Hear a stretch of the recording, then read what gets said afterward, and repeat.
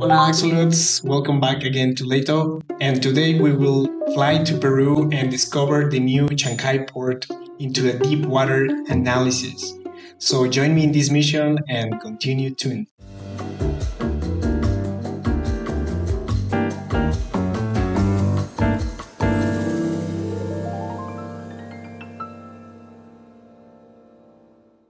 So the first part is going to be who is financing Chancay Port. The main investors are COSCO Shipping Ports China, who holds the 60% of the project, and another company called Volcan Compañía Minera in Peru, who is holding the 40%. The total project cost is about $3.5 billion, divided in two phases. The phase one is 1.3 billion, which is the operational start, and the phase two that is expected by 2027, another 1.3 billion to expand handling capacity and terminals. According to the research, when the port is fully operational, the port is projected to generate 4.5 billion in annual revenues and contribute to 1.8% of Peru's GDP. Timeline of the Chancay Port project. So back in 2010, COSCO identified a need to have a ultra-large container vessel ports in South America hub as a hub. And that means that vessels from 18,000 TEUs to even more than 20,000 need to have a special depth into the ports to be docked there. So Chancay Port has a natural draft of 17.8 meters, which is capable to receive those kind of vessels. Then 2019, COSCO Shipping acquired 60% of Vulcan's port subsidiary. 2020 to 2022, it was the construction phase. March 2023, Chinese banks completed phase one with an investment loan of 975 million. And September 2024, it was the first voyage from Chancay, China, carrying 77,000 tons in 32 days. On 2024 November, it was the virtual inauguration of President Xi Jinping during the visit to Peru, APEC 2024, considered as a geopolitical milestone for China's Belt and Road Initiative in Latin America. In February 2025, it means this year, it was launched the direct service from Guayaquil, Chancay, and Shanghai.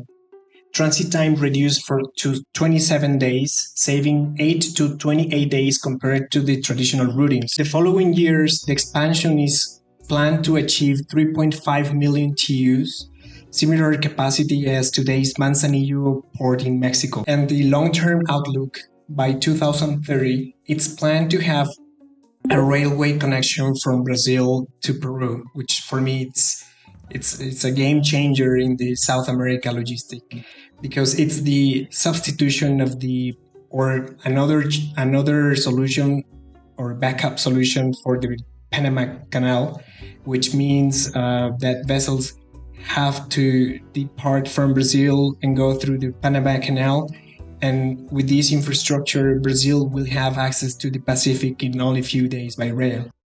If we talk a little bit more into technology, Chancay Port is equipped with cranes from Chenhua Heavy Industries, driverless electric vehicles from SAIC Motors, and with 5G technology of Huawei. That means that the terminals are going to be unmanned and automated, which means that there is no human working there at all in the terminals. One example of this kind of technology already existing in China, in Shanghai Yangshan terminal, I think, and this is something impressive to watch. Um, this for sure will reduce the cost of operation and increase the efficiency of operating the vessels, the ultra large container vessels. So if we talk about more into the supply chain and shipping routes, Chancay Port is designed for the hub and spoke model. The hub and spoke model is a logistic and transportation strategy where cargo flows through a central hub port before being redistributed to the smaller regional ports. That means that Shanghai to Chancay will have the big vessel, And from Chancay to other countries like Ecuador, like Chile, like Colombia, will be connected through smaller feeder vessels. In the shipping industry, feeder vessels are the ones that have small size with containers, and they go to the big port, which is Chancay, and there will be something that we call transshipment, and after that the vessel will go directly to China, back and forth. So this service and this model is what we call hub and spoke model. It is worth saying that before the Chancay service, Peru was connected via Mexico, which means China, Mexico, then the vessel goes to South America. The transit time for sure was longer because you need to wait to discharge some containers in Manzanillo or Lázaro Cárdenas port, having from 35 to 55 days of transit time. And after the new service that is going to be launched, linked with Shanghai to Chancay, is only 27 days. So it's a huge impact and huge reduction in the transit time. And these will create, my friends, new opportunities. Opportunities. So Chancay Port is a paradigm shift in the South America region, not only for Peru, but also for the neighbor countries. Peru will be the primary hub, that is not doubt, but also countries like Ecuador, Colombia, Chile will have access through feeder networks and able to perform just-in-time logistics, more reliable schedules. That means that fresh products, food, minerals, raw materials will have access to low cost efficiency supply chain networks. Shipping lines will be able to perform economic of scale. That means that big vessels will go through Chancay to Shanghai directly, also from Chancay to South China in the future. So that means South American farmers will have access to not only China market but beyond China, which means Southeast Asian countries. Commodities like avocado is a good example to discuss and to study between Peru and China. Compared with Mexico, Peru and Chile have been growing in this market and have duty preferences against Mexico. That means Peruvian avocado will reach at the same speed than Mexican avocado. Cash flow is another advantage for farmers because the lower transit times means lower time to wait for money. So the opportunities are market expansion. We will see trade going up, ramping up because of the free trade agreements between South American countries and China. So this is a very well designed plan able to open doors of opportunities for many people in South America and change totally the name of the game. The next 5 years, Chancay will determine and ultimate the impact on the South American economies. So let's keep on track on this topic and let's keep analyzing it. Challenges. US policymakers are concerned about this new project because it will totally change the region.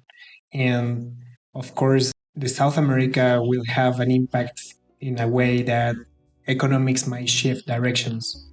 So this is very important to keep watching. How is the policymakers in Peru allowing this project to continue increasing?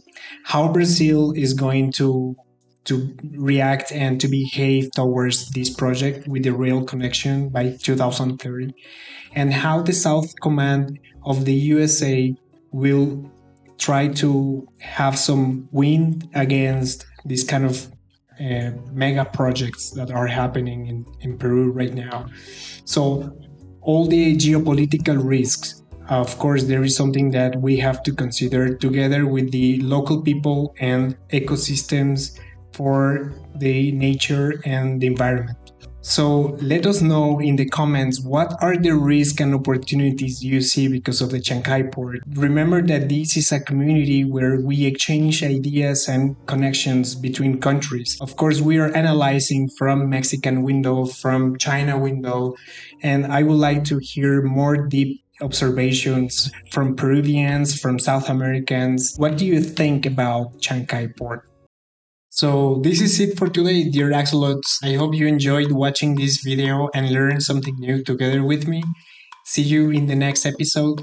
Please comment on what topics you are interested, what are your questions, what do you want to explore in supply chain and trade. You can contact us via comments or to the number below on WhatsApp. See you there, stay tuned. Goodbye. 谢谢.